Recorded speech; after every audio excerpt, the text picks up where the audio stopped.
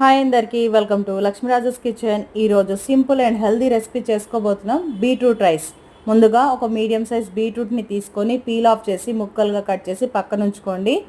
ఇప్పుడు stove on చేసుకొని కడాయి పెట్టుకొని ఆయిల్ వేసి, ఆయిల్ వేడైన తర్వాత షాజీరా, క్రష్ చేసి పెట్టుకున్న ఎల్లిపాయలు కూడా వేసుకొని, ఎల్లిపాయలు బ్రౌన్ కలర్లోకి టర్న్ అయిన తర్వాత పచ్చిమిర్చి, కరివేపాకు అలాగే బీట్రూట్ ముక్కల్ని కూడా వేసుకొని హై ఫ్లేమ్లో ఈ ముక్కలన్నీ బాగా ఉడికేంత వరకు కూడా కలుపుతూ కుక్ చేసుకోండి. తర్వాత ఎక్సెస్ ఆయిల్ని తీసేసేయండి.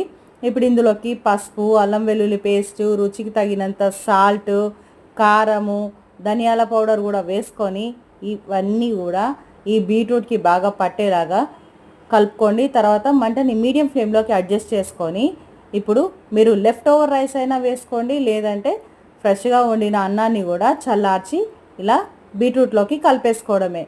ఈ బీట్రూట్ అండ్ రైస్ ఈవెన్గా కలిసిన తర్వాత ఒక 2 మినిట్స్ సిమ్లో పెట్టేసి దించేసుకుంటే వేడి వేడి నోరూరించే హెల్దీ బీట్రూట్ రైస్ రెడీ అయిపోతుంది.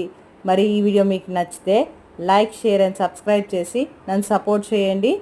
Thank you for watching.